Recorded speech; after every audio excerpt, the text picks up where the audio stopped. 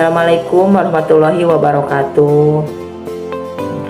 Alhamdulillah di pagi yang cerah ini kita semua bisa berkumpul dan bertatap muka dalam acara penyuluhan calon pengantin, khususnya yang berada di KUA Kecamatan Mande, Cianjur. Sebelumnya Ibu perkenalkan lagi, nama Ibu Curhana. Saya selaku bidan di Puskesmas Kademangan, dan seperti biasa untuk kali ini Ibu diberikan tugas untuk memberikan penyuluhan kepada calon pengantin. Nah, Bapak Ibu yang seperti ketahui, kenapa sih sekarang calon pengantin harus dikumpulkan, harus diberikan penyuluhan, harus diberikan edukasi terkait calon pengantin. Nah, tentu hal ini erat kaitannya dengan banyaknya kematian ibu dan kematian bayi. Apa hubungannya kematian ibu dan kematian bayi dengan calon pengantin? Nah, si calon pengantin ini merupakan calon-calon yang akan mengalami hamil, kemudian melahirkan dan juga punya anak.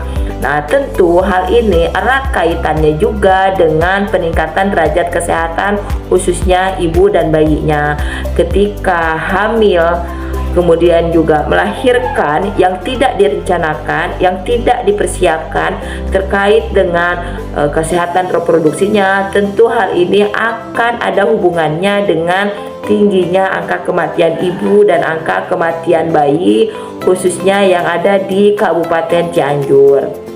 Kemudian juga perlu diketahui bahwa untuk calon pengantin itu harus ada beberapa yang harus dilakukan persiapan, khususnya dilakukan pemeriksaan.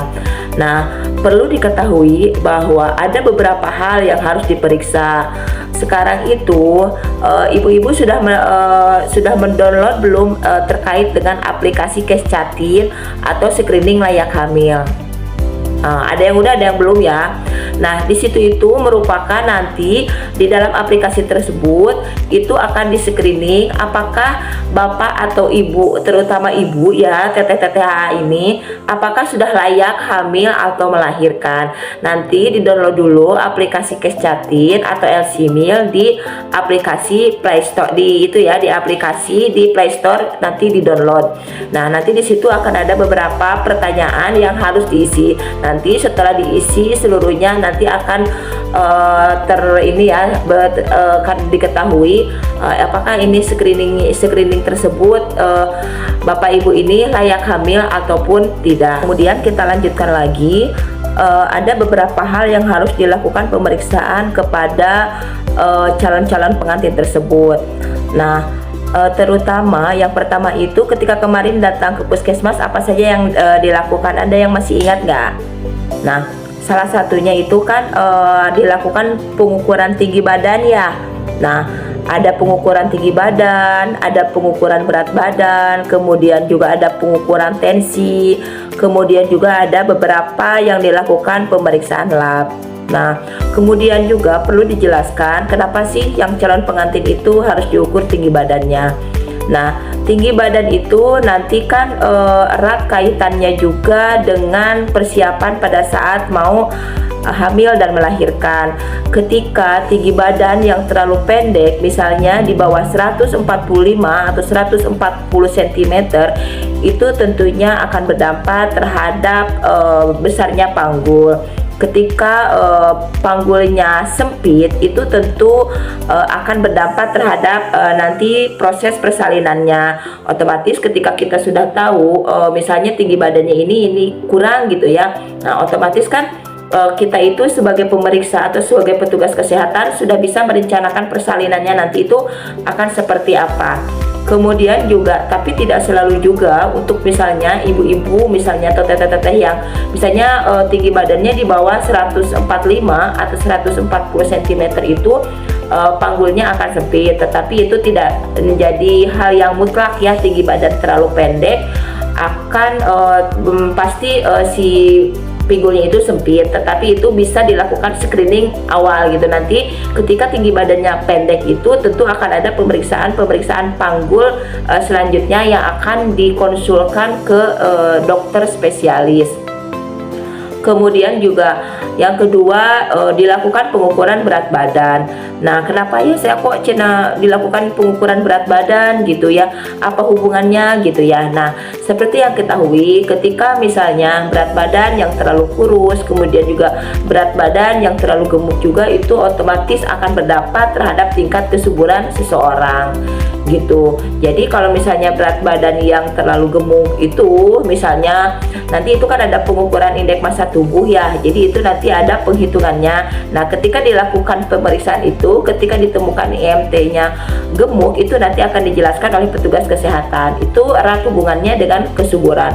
Nah, menurut penelitian ataupun teori, orang yang terlalu gemuk itu terlalu banyak menyimpan lemak gitu ya. Nah, lemak itu tidak baik untuk proses tingkat kesuburan seseorang. Begitupun juga yang terlalu kurus. Kenapa terlalu kurus juga bisa berdampak terhadap tingkat kesuburan seseorang, atau erat kaitannya juga dengan kehamilan dan persalinan seseorang. Kalau misalnya berat badannya terlalu kecil ya, biasanya sih itu di bawah 40 kilo. Itu kita akan dilakukan pengukuran lila lingkar lengan atas. Ketika lilanya kurang dari 23,5, itu bisa terjadi kek atau kurang energi kalori. Nah, ketika misalnya terjadi kurang energi kalori, itu erat hubungannya dengan pertumbuhan dan perkembangan janin seseorang gitu ya, atau pertumbuhan dan perkembangan bayinya. Nah, kemudian ketika ibu hamil kek, kemudian juga bayi yang dilahirkan itu resiko terjadinya ketika misalnya resiko terjadinya keguguran, kemudian juga resiko terjadinya lahir bayi prematur, kemudian juga resiko lahir di usia 9 bulan tapi bayi yang dilahirkannya itu kecil masa kehamilan atau berat badannya lahir rendah. Itu tentu ketika kita melahirkan bayi prematur, kemudian bayi dengan lahir rendah, itu sangat beresiko terhadap pertumbuhan dan perkembangan bayi, dan juga tentu akan meningkatkan kematian pada bayi. Kemudian juga ketika misalnya sering terjadi keguguran, kemudian juga karena lilanya terlalu kurang dari 23,5, itu juga nanti akan berdampak terhadap kejadian abortus gitu, atau sering keguguran. Karena apa? Karena kalau misalnya kek itu otomatis kan status nutrisinya itu kurang bagus gitu ya, otomatis akan berdampak terhadap pertumbuhan dan perkembangan bayi yang ada di dalam kandungannya. Nah, kalau asupan nutrisinya kurang, otomatis resiko terjadinya abortus atau keguguran di awal-awal kehamilan. Kemudian juga kalau terjadinya tidak diintervensi dari awal, otomatis kan di trimester kedua juga bisa terjadi kelahiran bayi prematur. Kemudian juga di trimester ketiganya itu bisa terjadi sampai melahirkan, itu bisa terjadi bayi yang dilahirkannya terlalu kecil. Nah, kemudian juga dilakukan tensi. Kenapa ya? Misalnya untuk ibu-ibu, misalnya untuk yang calon-calon pengantin juga itu harus dilakukan pengukuran tensi. Nah, ini erat hubungannya juga nanti terkait dengan hamil dan melahirkan. Nah, segala sesuatu itu kan harus direncanakan. Ketika misalnya ada calon pengantin yang pertama tensinya tinggi, otomatis kan nanti akan dilakukan edukasi atau konseling kepada calon pengantin tersebut untuk nanti dipersiapkan pada saat misalnya nanti hamil atau melahirkan. Nah, resiko apa yang ditimbulkan ketika misalnya calon pengantin atau ibu hamil misalnya resiko terjadinya darah tinggi. Nah, darah tinggi itu resikonya sangat besar ya Bu. Nah, nanti kalau misalnya darah tinggi, resiko terjadinya kejang. Apalagi kalau pas dilakukan pengukuran protein urin atau pengukuran dalam air kencing, pas itu petugasnya mengatakan bahwa protein urinnya positif, itu resiko terjadinya keracunan kehamilan. Nah, keracunan kehamilan itu bisa menyebabkan terjadinya kejang pada ibu hamil. Nah, tentu hal ini tidak boleh terjadi kepada ibu hamil dan ibu melahirkan karena resikonya terjadi kematian ibu. Nah, kematian ibu yang sekarang itu banyak faktor, Bu, tetapi yang paling banyak menyumbang angka kematian ibu dan angka kematian bayi itu, yang pertama itu pendarahan, yang kedua kemudian juga bisa dari darah tinggi tersebut, sehingga hal tersebut harus dicegah sedini mungkin dimulai dari calon pengantin itu tersebut ya. Kemudian yang selanjutnya juga ada dilakukan kemudian pemeriksaan laboratorium. Nah, ketika dilakukan pemeriksaan laboratorium, nah itu kan nanti sebelum dilakukan pemeriksaan laboratorium itu kan nanti ada pemeriksaan pengukuran lila gitu ya. Nah, lila tadi juga sudah dijelaskan, lila itu lingkar lengan atas. Nah, itu jangan kurang jangan kurang dari 23,5. Tentu seperti yang tadi sudah dijelaskan bahwa lila tersebut erat kaitannya dengan status gizi seorang ibu gitu ya, seorang calon pengantin, seorang ibu hamil, seorang ibu melahirkan. Nanti tadi sudah dijelaskan bahwa resiko ketika lilanya kurang dari 23,5, risiko terjadinya prematur, kemudian risiko terjadinya keguguran yang berulang, kemudian risiko terjadinya berat badan lahir rendah. Kemudian juga pasti akan dilakukan pemeriksaan HB. Nah, perlu diketahui bahwa calon-calon pengantin ini juga akan dilakukan pemeriksaan HB atau hemoglobin. Kenapa hal ini juga perlu dilakukan pemeriksaan kepada calon pengantin? Tentu hal ini juga erat kaitannya dengan kejadian anemia. Ketika seseorang sering terjadi anemia, otomatis kan kurang sel darah merah. Ketika sel darah merah kurang, tentu ketika terjadinya hamil ataupun melahirkan itu akan berdampak terhadap pertumbuhan dan perkembangan bayi tersebut. Kemudian juga resiko-resiko banyak hal yang akan dialami oleh seorang ibu. Nah, ketika ditemui ada calon pengantin, HB yang normal itu pada calon pengantin itu tidak boleh kurang dari 12 gram per sen gitu ya.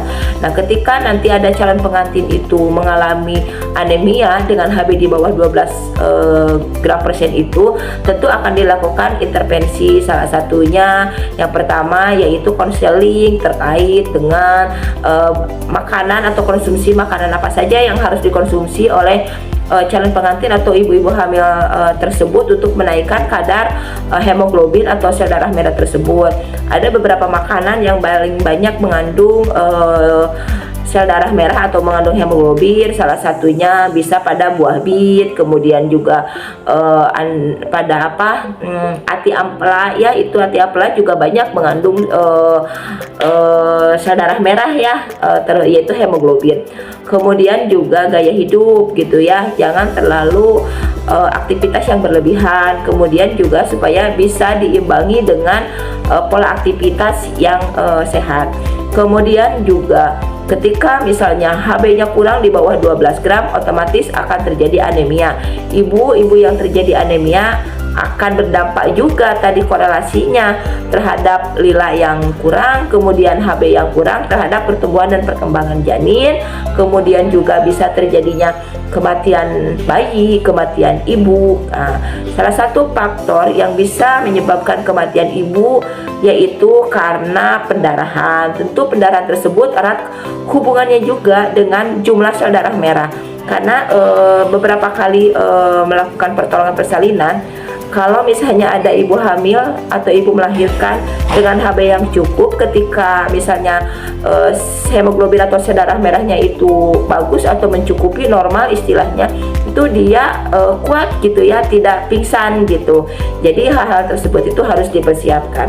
Kemudian juga untuk selanjutnya ada pemeriksaan triple E, tapi untuk sekarang untuk calon pengantin itu yang diwajibkan itu yaitu pemeriksaan HIV/AIDS. Nah, pemeriksaan laboratorium itu triple E itu apa saja sih, Bu? Nah, triple E itu yang pertama yaitu pemeriksaan pemeriksaan HIV. Nah, kenapa harus dilakukan pemeriksaan HIV sedini mungkin gitu ya? Nah, Bapak dan Ibu ini tentu kan nanti akan berhubungan gitu ya. Kemudian juga karena akan hamil dan melahirkan juga. Nah, ketika seorang misalnya pasangan kita terkena HIV, salah satu penularan HIV itu kan melalui hubungan seksual. Nah, ketika sudah terdeteksi sedini mungkin HIV tersebut, otomatis bisa dicegah supaya tidak terjadi penularan kepada pasangan kita maupun kepada nanti keturunan-keturunan kita. Kemudian juga ketika HIV sudah terjadi, nah otomatis kan bisa diobati, nanti akan dikonsulkan ke bagian atau dokter-dokter yang bagian yang menanganinya. Kemudian juga untuk yang kedua yaitu antisipilis. Antisipilis itu juga kan merupakan suatu penyakit yang disebabkan oleh infeksi menular seksual gitu. Nah, kenapa sih Bu harus dilakukan pemeriksaan sipilis juga gitu kepada ibu-ibu misalnya calon pengantin. Nah, sipilis juga kan salah satunya ditularkan melalui hubungan seksual gitu. Nah, ketika terjadi hubungan seksual otomatis kan terjadi kontak. Nah, akan terjadi penularan melalui alat kelamin tersebut. Nah, apa resiko yang terjadi ketika misalnya ibu hamil mengalami sipilis? Nah, tentu hal ini akan berdampak kepada janin yang dikandungnya, salah satunya yaitu kecacatan. Nah, tentu hal ini juga kan harus diobati. Nanti ketika ada ibu hamil misalnya yang mengalami penyakit sipilis, itu akan dirujuk juga atau dikonsulkan ke bagian dokter yang menanganinya. Nah, kemudian juga yang selanjutnya yaitu ibu hamil itu harus dilakukan pemeriksaan HBsAg. Nah, HBsAg apa sih Bu? Nah, HBsAg itu merupakan pemeriksaan untuk penyakit hepatitis atau istilahnya penyakit Konengen gitu ya. Nah, itu juga harus dilakukan pemeriksaan. Kenapa? Karena ketika ada ibu hamil atau kalau misalnya mengalami pas dilakukan setelah dilakukan pemeriksaan itu HBsAg-nya positif, tentu itu nanti dalam cara pertolongan persalinannya itu akan berbeda ya Bu. Nah, nanti si janin tersebut itu harus dipersiapkan vaksin HBIG-nya. Jadi begitu dilahirkan itu tentu cara pertolongan persalinannya itu berbeda karena begitu dia lahir harus diberikan pemberian imunisasi vitamin K 1-2 jam, kemudian diberikan imunisasi HBIG untuk mencegah penularan tadi penyakit hepatitis itu ya kalau HBsAg-nya positif. Kemudian juga nanti setelah 6 jam baru bisa dilakukan penyuntikan hepatitis. Nah, tentu hal itu juga kan untuk vaksin HBIG harus dipersiapkan. Jadi sekarang itu semua ibu hamil itu sudah dilakukan pemeriksaan triple-E, yaitu pemeriksaan HIV/AIDS, pemeriksaan sipilis, dan pemeriksaan HBsAg. Nah, hal-hal itu merupakan suatu deteksi dini kepada semua calon ibu, baik ibu yang akan hamil maupun melahirkan, sehingga ibu-ibu tersebut itu bisa hamil dan melahirkan dalam keadaan sehat gitu ya. Dan juga calon-calon pengantin tersebut ketika ada hal-hal misalnya yang terdeteksi sedini mungkin, jadi bisa dilakukan pencegahan maupun pengobatan sedini mungkin gitu, sehingga nanti pada saat hamil dan melahirkannya itu juga dalam keadaan sehat, sehingga bisa menghasilkan generasi yang sehat dan cerdas. Ketika hamil melahirkan dalam keadaan sehat, otomatis bisa menekan terhadap kematian ibu dan kematian bayi yang sekarang ini kita galakkan untuk ditekan kematian tersebut. Nah, itu mungkin untuk hal-hal yang harus dilakukan, pemeriksaan apa saja yang dilakukan untuk kesehatan pada calon-calon pengantin ini. Mungkin nanti kalau misalnya ada hal-hal yang mau ditanyakan, itu boleh japri langsung atau misalnya boleh konsultasi ke bagian kesehatan ibu dan anak Puskesmas Kademangan. Kurang lebihnya kalau ada yang mau ditanyakan boleh, kalau misalnya hari ini nggak ditanyakan mungkin ibu ditutup dulu ya. Mohon maaf kalau misalnya ada kurang dan lebihnya. Wabillahi taufiq wal hidayah. Wassalamualaikum warahmatullahi wabarakatuh.